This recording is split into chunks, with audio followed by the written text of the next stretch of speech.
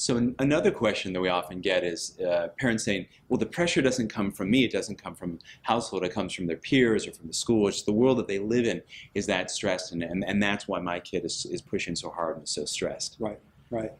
And certainly, I think it's true. I think in many households, the parents can't believe what a big deal the kid is making out of whether he gets an A or an A minus, and Right. the kind of obsession that kids have with doing well.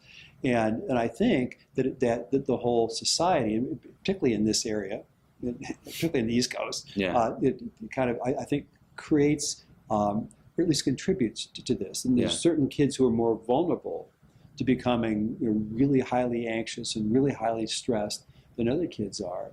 But I think it's true that many kids basically get the fear from society, the fear that somehow if they aren't successful all the time, that they'll be left behind from other people in school, or the message they're getting from school or society or kids, and will infect each other with these ideas as well. It's interesting how often I have conversations with kids who say, I feel that, and something that boy sort of invites, well, have we checked out the facts on that? Because it's just, and because it is so easy to get kind of half the story and then sort of whip oneself up into this kind of froth of anxiety, and that's where, back to our kind of collaborative parenting model, where, well, that's a really good point. So let's dig in there and find out if that is in fact true, because there's a great model of FUD. It's fear, uncertainty, and doubt.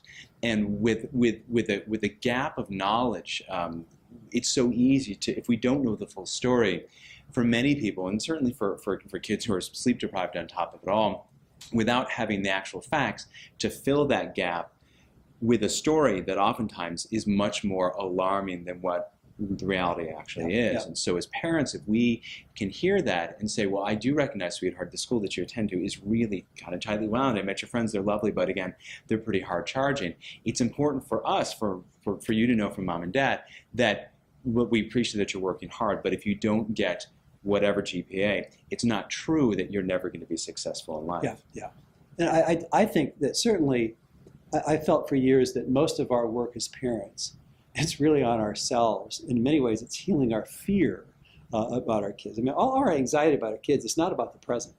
It's about the future. Because if I had a crystal ball and could reassure a parent that he's going to be fine, you see what he's going through now. Okay, that everything will be okay. It's all about the future.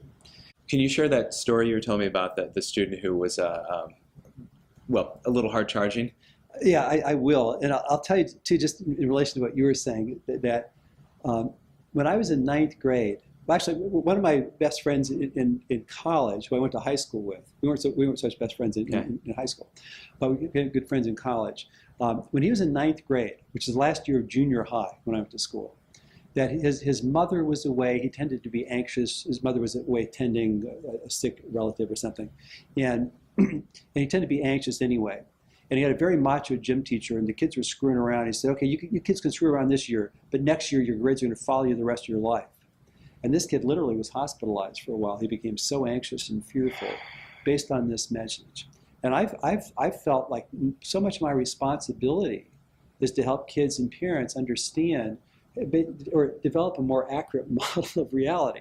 And in fact, you can flunk all your high school classes, and if you can get 30 credits at community college, and you can apply to Harvard, they don't want to see your high school transcript anymore. And so there's things like that where we want to give kids an accurate model of reality.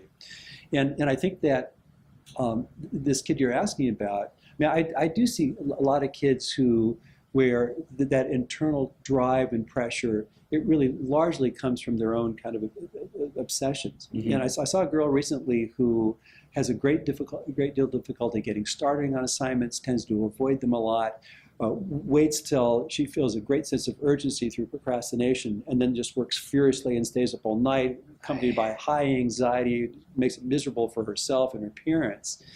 And I was talking to her about this. She did a consultation with me. I was talking to her about it. And she said, well, I'm an A student. And I said, well, who would you be if you got a B? That would never happen. I'm an A student. And I said, well, I can't take that away from you, and I'm not going to try. Because I know that the harder we try to take away that kind of belief, the more people hang on to it.